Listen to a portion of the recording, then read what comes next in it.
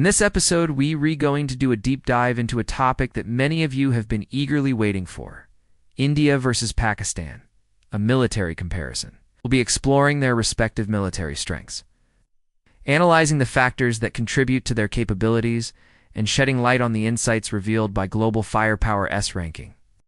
Let's get started. Let's start with a high-level overview of both countries' military capabilities using data from Global Firepower S 2025 rankings. India is ranked 4th globally with a power index score of 0.1184, while Pakistan holds the 12th position with a score of 0.2513. This indicates that India possesses a significantly stronger military force compared to Pakistan. But it's important to note that military strength isn't solely determined by numbers. It's a complex assessment involving various qualitative and quantitative elements, such as technology, training, and strategic alliances. Manpower refers to the number of individuals available for military service in a country. As of now, India has 1.46 million active personnel and 1.15 million reserve personnel, for a total of 5.14 million. Military personnel. Downed, on the other hand, has 654,000 active personnel and 500,000 in paramilitary forces, for a total of 1.7 million military personnel. In terms of manpower, India clearly has an advantage over Pakistan due to its larger population base and robust recruitment programs. India's extensive borders, both land and maritime, necessitate a significant standing army to ensure effective surveillance and defense. Moreover, India's commitment to peacekeeping missions and its role in regional stability further contribute to its larger military personnel count. Military expenditure is a crucial aspect of a nation's defense strategy, reflecting the priority given to its security and defense needs. According to available data for the fiscal year 2024 to 2025, India's defense expenditure stands at $86.1 billion, representing 2.3% of its GDP. Pakistan, on the other hand, has allocated $10.2 billion for defense, which is 2.7% of their GDP. While Pakistan's allocation might appear higher as a percentage of GDP, it's essential to consider the disparity in their GDP values. India's larger economy enables it to commit more resources to defense without significantly impacting other sectors. Additionally, India's focus on indigenously developing advanced military technologies and platforms contributes to a more cost-effective defense budget in the long run. Now let's talk about the land forces of both countries. A strong land force is crucial for a nation's defense capabilities, and both India and Pakistan have made significant investments in this domain. According to available data, India has 4,215 tanks, 8,600 armored fighting vehicles, 100 self-propelled artillery, and 700 rocket artillery.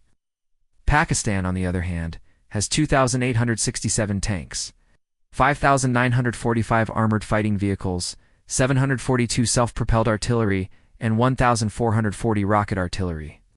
On paper, India's land forces appear more robust, with a greater quantity of advanced armored vehicles and artillery systems.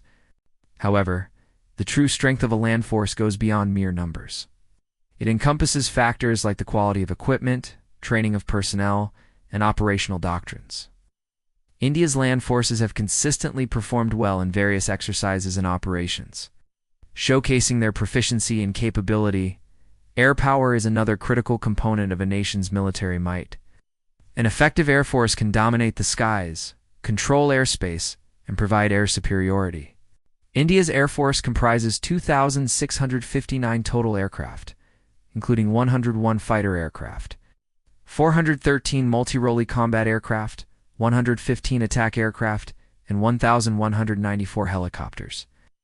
Pakistan's air force consists of 1,504 total aircraft, including 60 fighter aircraft, 314 multi-role combat aircraft, 60 attack aircraft, and 361 helicopters. India's air force is more extensive with a larger fleet of aircraft, particularly in the fighter and multi-role combat categories.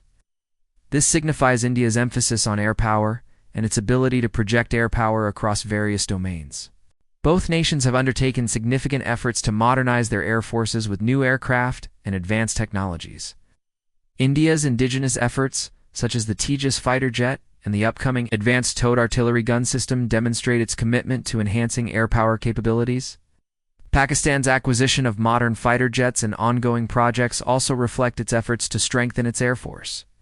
Naval power is crucial for countries with extensive coastlines and maritime interests. Both India and Pakistan recognize the importance of a strong navy for their security and strategic goals. India's navy comprises 287 total naval assets, including 2 aircraft carriers, 13 destroyers, 14 frigates, 18 corvettes, and 18 submarines. Pakistan's navy consists of 100 total naval assets, including 9 destroyers, 9 frigates, 9 corvettes, and 8 submarines. India's navy is more substantial in terms of the quantity and variety of its assets, particularly with the addition of new ships and submarines. The presence of aircraft carriers highlights India's blue water navy capability, allowing it to project power far beyond its regional waters. Both navies have actively participated in international exercises and operations, fostering cooperation and interoperability with other navies around the world. As we delve deeper into this comparison, it's important to recognize that military strength isn't solely determined by the size or budget alone. It involves a complex interplay of various elements, including technology, training, leadership, logistics, and strategic alliances. Each of these factors contributes to a nation's overall military capability and should be considered for a comprehensive analysis. Additionally, it's worth noting that military expenditures don't necessarily translate directly into military strength. Factors like corruption, mismanagement, and the diversion of funds can hinder the effectiveness of military spending. Similarly, the size of a military force doesn't guarantee strength. Issues like low morale, inadequate training, and insufficient resources can impact the performance of even a large military. Both India and Pakistan face unique security challenges and threats in their respective regions. India's extensive borders, internal security concerns, and the volatile situation in neighboring countries require a strong military for defense and stability. Pakistan's security challenges include border disputes, cross-border terrorism, and evolving geopolitical dynamics, all of which necessitate a capable military force. Each country's military strategy is tailored to address its specific circumstances and strategic priorities. India's military doctrine emphasizes a strong nuclear deterrent, credible minimum defense posture, and humanitarian mine assistance. Pakistan's military doctrine focuses on national security, nuclear deterrence, and counterinsurgency operations. These doctrines reflect the unique challenges and priorities of each nation. It's important to emphasize that military strength isn't solely about having the largest army, the most advanced weapons, or the highest defense budget. It's about having a well-balanced, technologically advanced, and strategically prepared defense system that can effectively protect a nation's interests.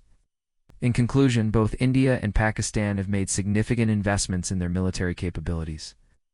While India's military is larger and better equipped overall, Pakistan has its own strengths and capabilities. It's important to recognize that military strength isn't just about size or budget, but about the effectiveness, preparedness, and strategic use of military resources.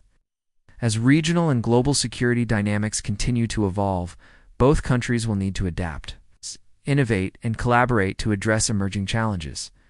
Ultimately, the goal should be to foster peace and stability in the region through dialogue, diplomacy, and mutual understanding rather than resorting to an arms race or military confrontations. That concludes our comprehensive look into the military capabilities of India and Pakistan. We hope you found this video informative and insightful. If you did, please give it a thumbs up and subscribe for more updates. Your support means a lot to us. Do share your thoughts, opinions, and any additional information you might have in the comments section below. We value your engagement and would love to hear from you. Thanks for watching. Stay tuned for more informative content.